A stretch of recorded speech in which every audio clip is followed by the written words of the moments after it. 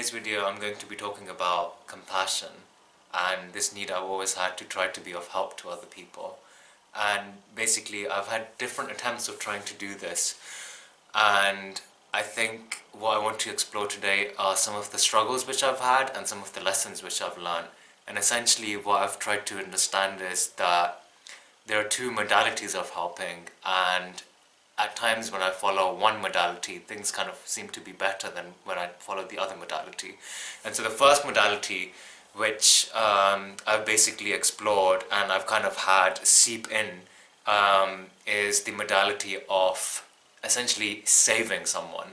And the second modality, which I occasionally try to do, is helping someone. And there is a difference between those two modalities, and what I'll try to do is explore those modalities and give examples from my own life, and then basically try to unpack which modality I think might be more useful. And essentially, just to kind of give you a taster for it, I think the modality of helping is far more beneficial than the modality of saving, and there's a different component to the two, so I'll be discussing those today. So let me just get into this. And I don't know if I'm going to make this a long video or a short video, but I'm just going to try to explore my thought processes regarding this, and then we just see where we go from there. So the idea of saving basically is coming from, if I examine myself, my past, and I think where it came more strongly in my real life experience is when I was a teacher. So what I decided to do after my master's was, I had a psychology background, and what I decided to do after I did a master's, and which I got into, and it was really amazing and beautiful and wonderful, and I really gained a lot from it. And after doing that, I said that I wanted to do something which would be of benefit to other people in some way, shape or form. And so there was an element in me which wanted to serve people, help people, and I practiced when I was doing my master's a lot of meditation and a lot of insight and a lot of contemplation, and I really tried to become the type of person who could be of maximum benefit to someone. And my perspective was that as long as you're looking within and you're the type of person who can basically be aware of their own neuroses, their own problems, and kind of keep that in mind as you're interacting with others, and you create a space where they just be them, where they can be themselves as fully as is possible, then you could be someone who could give something useful to them. And so I had people like Eckhart Tolle, or I had people who were other kind of people interested in spirituality, and I really kind of used this philosophical framework to develop myself over the course of my master's. And then I basically tried to go and test that, or try to test the validity of that in a real setting when I tried to go and teach in Pakistan there. And there I was teaching in a university as a lecturer. I was teaching courses in psychology and sociology and so on and so forth. So the point of doing that was that I could actually try to do something which could genuinely benefit other people, those being my students essentially. And so my philosophical framework there was that essentially I'm going to try to approach this from a perspective of trying to be this person who is aware of his own problems, his own neuroses, and basically teaching the course material, but teaching a course material keeping my own kind of neuroses and problems in mind. And if I did that, the philosophical framework which I was following was that if I'm mindful of that, then I'm more present, I'm more open to my students, and in doing so I'm able to kind of give them something which is deeper than just the course content I'm delivering in that moment. And that thing, I don't know what that would be, presence or love or joy or compassion. It was something which was sincere and really deeply rooted in my way of communicating with them.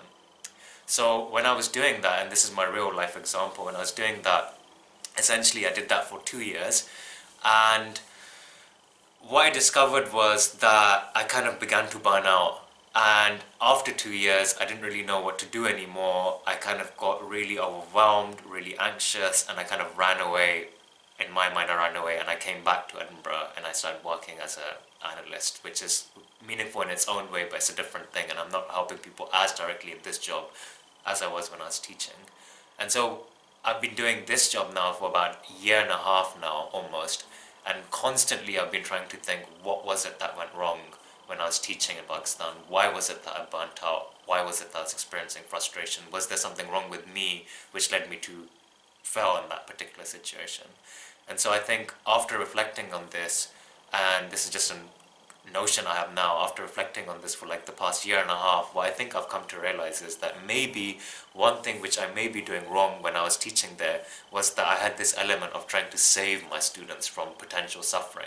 So one thing which I could do was I could cease to someone, I could speak to them, and I could see how they may be misperceiving certain things, how they may be suffering in a particular situation, how their past may be distorting their perception and causing them to kind of take decisions or causing them to perceive reality in a way which was harmful to them. I could track that enough because I could track it in myself, you know. But when I could see that, I wanted to completely get them out of it. I wanted to save them from it, and I put so much pressure on myself on trying to like design my course and design the way I was engaging with them so that they didn't have to feel that pain anymore, because I know what feeling that pain was like, so I didn't want them to feel that pain.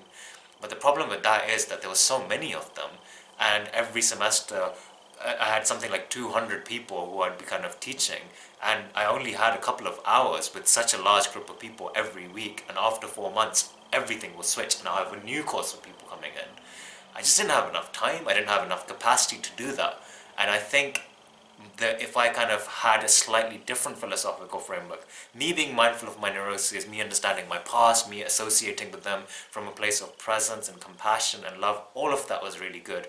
But I think if I didn't have this philosophical framework whereby I also wanted to completely save them from their suffering, but rather I could just be with them and kind of provide whatever help I needed to provide them in that particular moment, then I think I may have been able to stick in that particular career for a lot longer, because that would have been helping. That wouldn't have been me basically trying to save them out of every single thing which they're going to suffer from. And I think the reason why I was basically doing that was because I wasn't comfortable feeling suffering in my own life. I didn't want to. And suffering not where I was suffering for a cause or a reason, where like I'm gonna suffer so that it goes away or so that I get somewhere, but suffering which seemed completely meaningless to me. I didn't want to have that because it was just unacceptable to me, and because it was unacceptable to me, I thought it would be unacceptable for them to feel that too, because I thought that's arbitrary. They shouldn't have to feel that. If I can just figure it out, I can snap them out of it. But I think the nature of existence is such that you do suffer at points, and people around you who you deeply care for will also suffer. And I think in that moment, if you adopt the philosophical framework that yes, you should be mindful, you should be compassionate, you should be as loving as possible, but simultaneously coupled with that, to not try to completely save yourself from suffering or save anyone else from suffering, but rather when you are suffering, accept that and then try to provide help, which is the second modality.